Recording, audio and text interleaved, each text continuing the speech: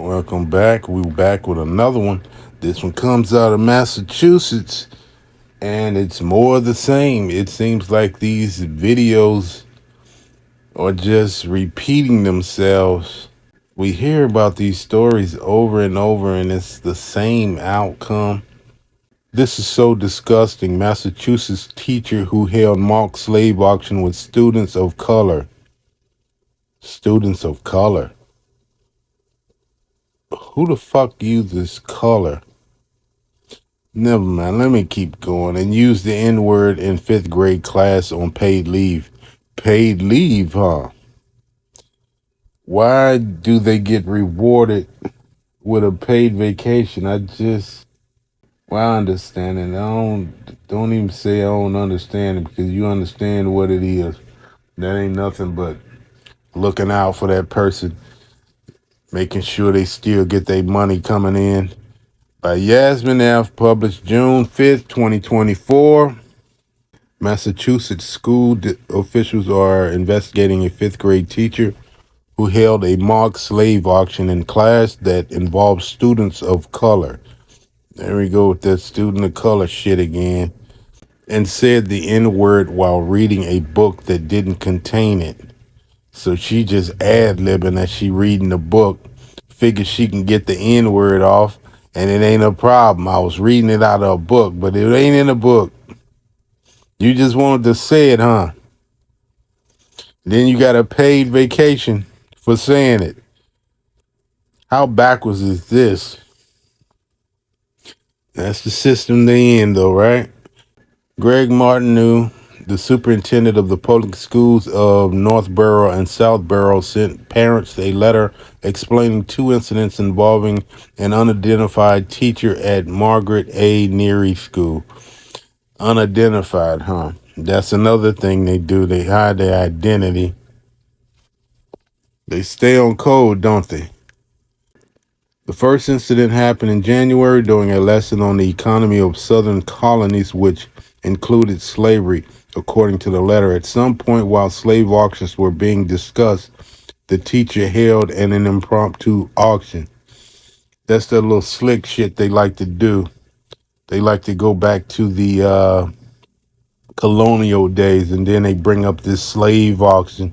Then they like to involve the students like they're being auctioned off. How much you want for this little one? Well, these people are so racist right down to the bone. Some of y'all love these people though. The educator has two children sitting in front of the room who were black. It says color, but I'm gonna just use black. I don't know who this Jasmine F is, but can't be black, not bright in color. Who were of color. Let me keep reading. The educator asked two children sitting in the front of the room who were of color. Black. I'm gonna just say black. I'm not finna. We know what that is. Asked two children who were black to stand, and the educator in class discussed physical attributes, i.e., teeth and strength. The letter states. Then in April, during a reading of the 2018 novel, The Parker Inheritance, that same teacher used the N word. Martineau said the book wasn't approved for the curriculum and doesn't contain the N word, but the teacher said it anyway. School officials allowed parents and the students in class when the auction was staged and the slur was said to meet with the educator. You work on your writing, Jesus Christ. I got it though. The objective was to be transparent with families and take responsibility for mistakes, Martineau wrote. The day after that meeting, the teacher told administrators which student reported him for using the N-word, which the district said was unacceptable. He's salty now and want to know who told on him. The teacher remains on paid administrative leave while officials investigate both incidents. The school system also placed the school's principal, Kathleen Valenti, on a 10-day paid administrative leave, which ended May 6th. Everybody gets paid vacation, son. Martineau said the district plans to employ several measures to improve cultural competency. One parent, who was also a teacher, told WBUR that her child came home the day the teacher said the N word and told her what happened. Never was I expecting the N word to come out of his mouth, Megan Cervantes told the outlet. If you're going to use that word with 10 and 11-year-olds, there needs to be a heavy discussion of what the word is, why it was used, and what it means. Just some background information. That still don't make it all right. It's unacceptable, another parent told Boston 25 News. I mean, the point is that if it wasn't in the book, why was it even said? This is so disgusting, and I wonder if my daughter dealt with this in the school when she was there, one parent wrote on Facebook. Cause it's a predominantly white town, and when I've had issues, they just dismissed it. That's the same thing they always do. Any kind of problem they have, they just dismiss it, especially when it comes to the racial component.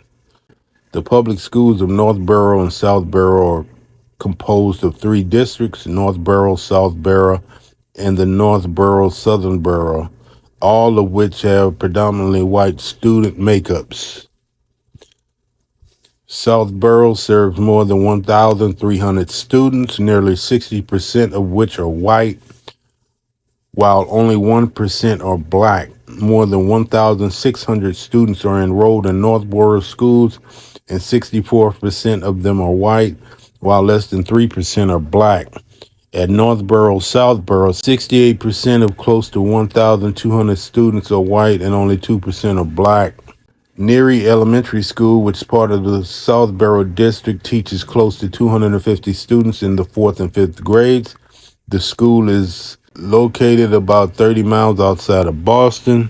News of the incidents at Neary comes just a few months after 6 middle school students at another Massachusetts school in the town of Southwick were charged with staging a mock slave auction in a Snapchat group in which they bullied their black peers, according to authorities. We might have to check that story out next. There you have it. These stories just seem so common nowadays. You have a town that is predominantly white, the schools are predominantly white. It's to be expected in these school districts. Well, one thing I could say is they all follow the same practices when these racial incidents happen. They try to, they keep the teacher's name hidden. They give them paid leave, and basically nothing is done about the situation. Have these people that just can't resist the urge to show their racist nature until you put some substantial punishment on them. It's going to continue to happen. They keep doing it because they know nothing's going to happen to them. They got the protection of the school board, and they just get a slap on the wrist, and they just keep doing what they doing. I would like to see these teachers, lose their job, or if you're not gonna fire them, at least when you put them on leave, don't let them get paid. By you paying them for something that they did wrong, it's like you rewarding them for bad behavior. And when you're rewarding people for bad behavior, that bad behavior is going to continue. All right, let me know what you think, and I'll see you on the next one.